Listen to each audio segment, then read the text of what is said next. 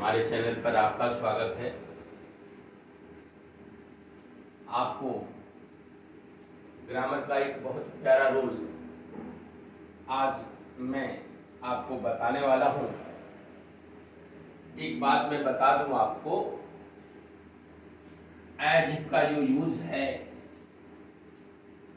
वह चाहे वो हाई स्कूल की परीक्षा हो, इंटर की परीक्षा हो या कोई कंपटीशन हो, हर जगह पूछा जाता है। इसको हम 4 सीरीज में लाए हुए हैं।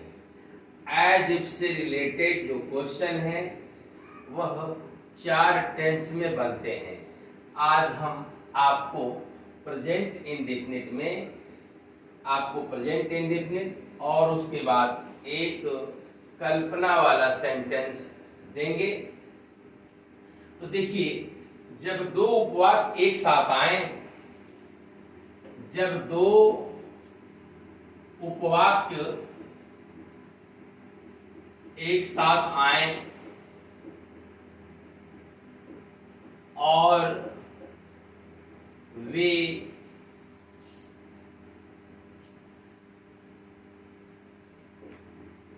जैसे मानो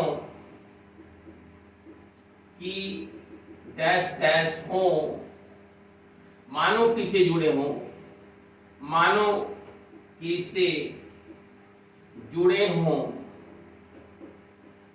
हों तो उन्हें अंग्रेजी में, उन्हें इंग्लिश में बनाने के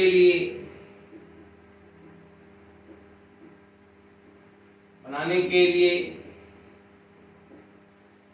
इस फार्मूला का प्रयोग करते हैं।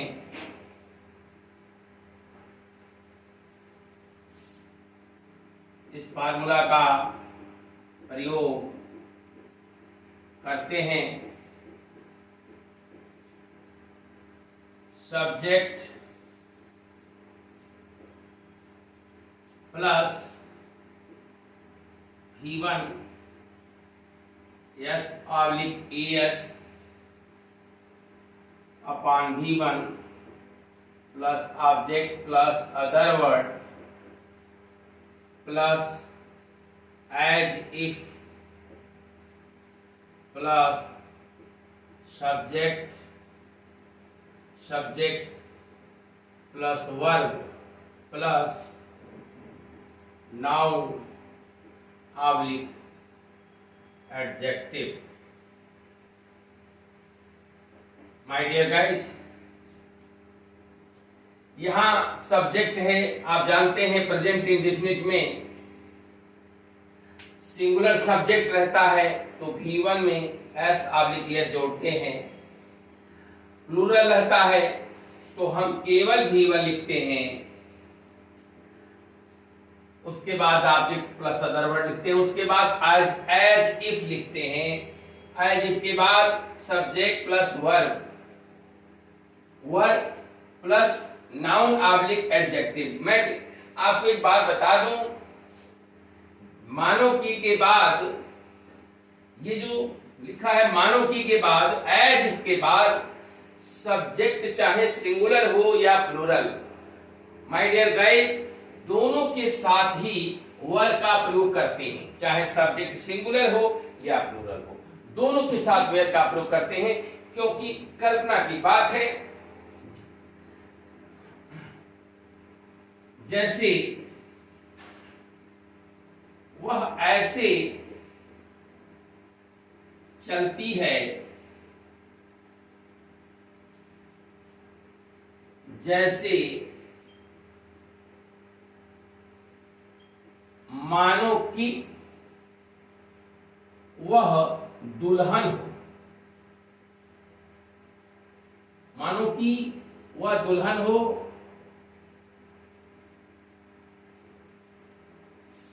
वह ऐसे चलती है। ऐसे और वैसे की अंग्रेजी नहीं लिखते हैं, क्योंकि जैसे मानो कि में ही उसका अर्थ स्पष्ट हो जाता है, तो वह ऐसे चलती है। सी सब्जेक्ट सी हो गया, और जब सब्जेक्ट सिंगुलर है तो वर्ब भी सिंगुलर होगा, तो वॉक। वर्ब तभी सिंगुलर होता है जब उसमें क्या लगेगा, यस लगेगा। सी वॉक्स, वह ऐसे चलती है। अब सीधे सीधे आप लिखेंगे जैसे मानो कि, एज इफ, एज इफ लिख देंगे। उसके बाद फिर उसी सब्जेक्ट की बात करेंगे, सी। आपको मैंने बताया सब्जेक्ट सिंगुलर हो या प्लूरल, दोनों के साथ ही वर्ब जो है वेयर ही, वर ही लगता है। तो क्या लिखेंगे, वर। और दुल्हन की अंग्रेजी होती है अ ब्राइड, अ ब्राइड। वह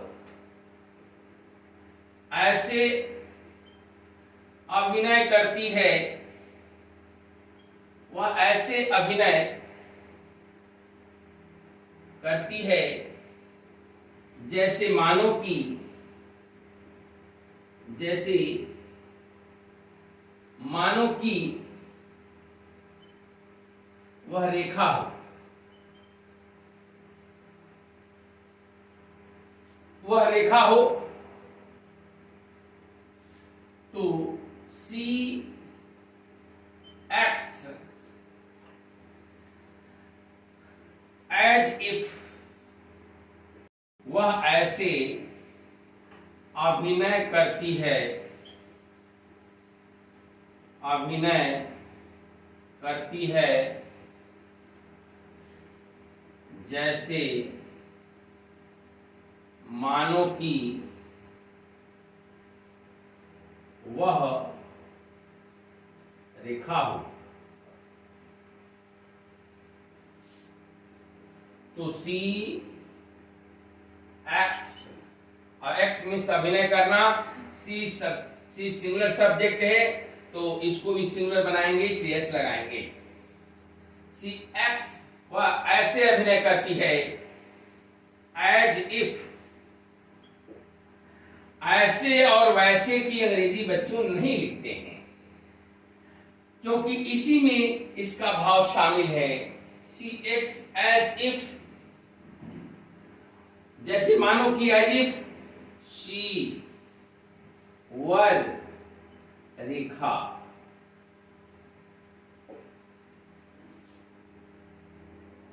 वह ऐसे खेलता है, वह ऐसे खेलता है जैसे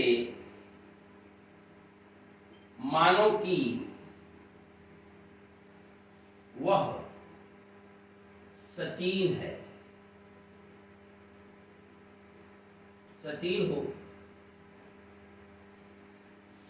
तो ही प्लेज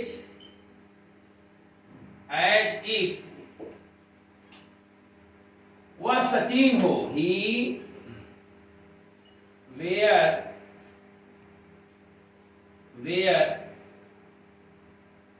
सचिन। आइए हम एक और एग्जाम्पल देखते हैं।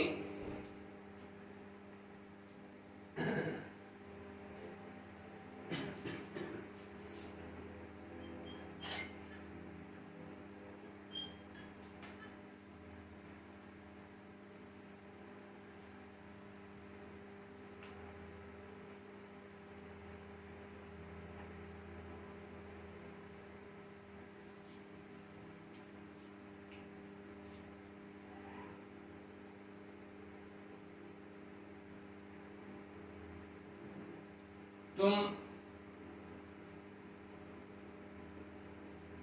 ऐसे बात करते हो, तुम मुझसे ऐसे बात करते हो।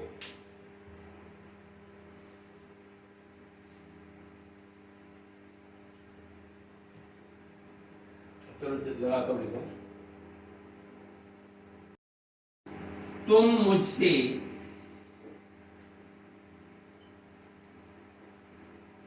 ऐसे बात करते हो,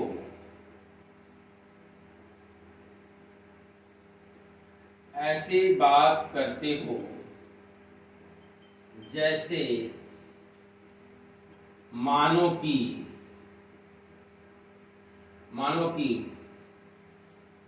तुम मेरे मालिक हो।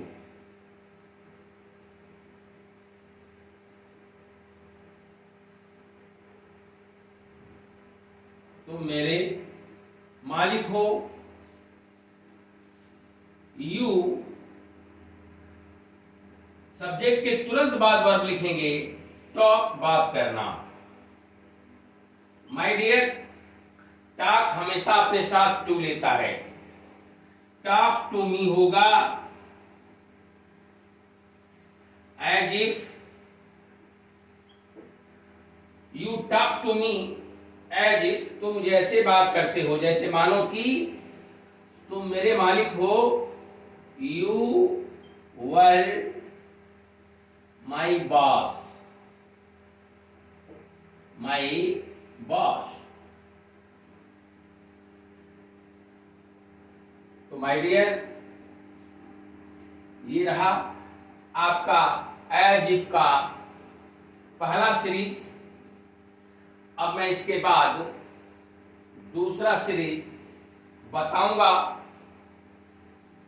तो यदि आपको अच्छा लगा है तो लाइक करें, सब्सक्राइब करें, शेयर करें। थैंक।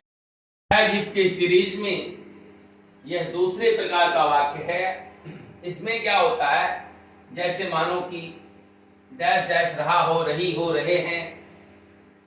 जब दो वाक्य एक साथ आए और जैसे मानो कि से जुड़े हों तो उन्हें इंग्लिश में बनाने के लिए इस फार्मूला का प्रयोग करते हैं।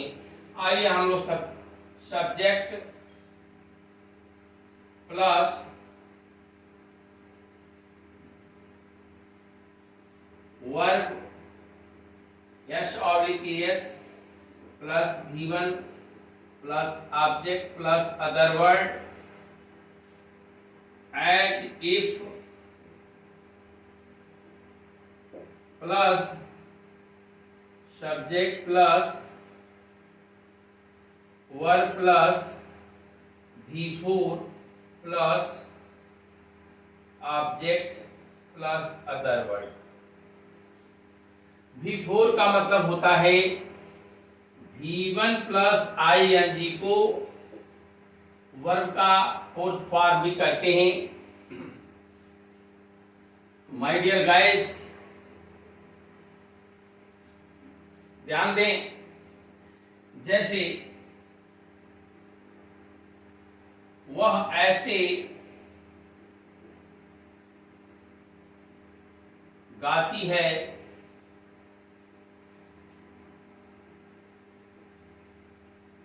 जैसे मानो कि वह रो रही हो, वह रो रही हो।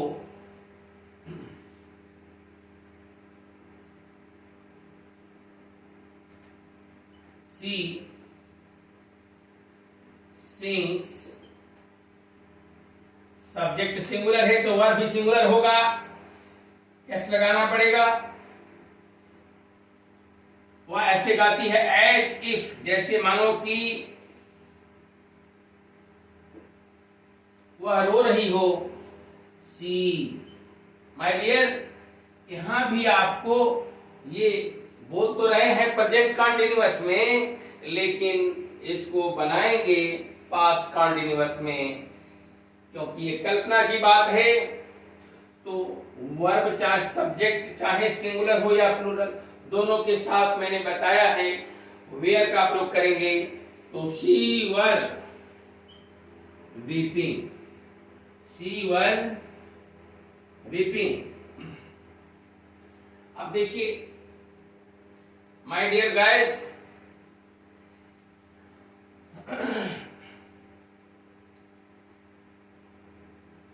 वो ऐसे बोलता है, वह ऐसे बोलता है मानो कि कोई कुत्ता भौंक रहा है, कुत्ता भौंक रहा है।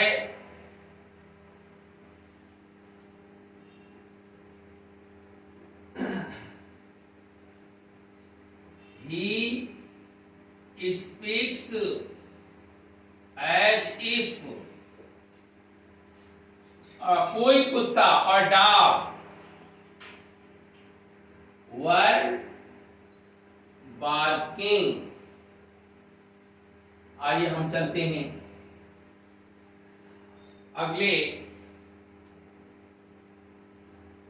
अगले सीरीज पर।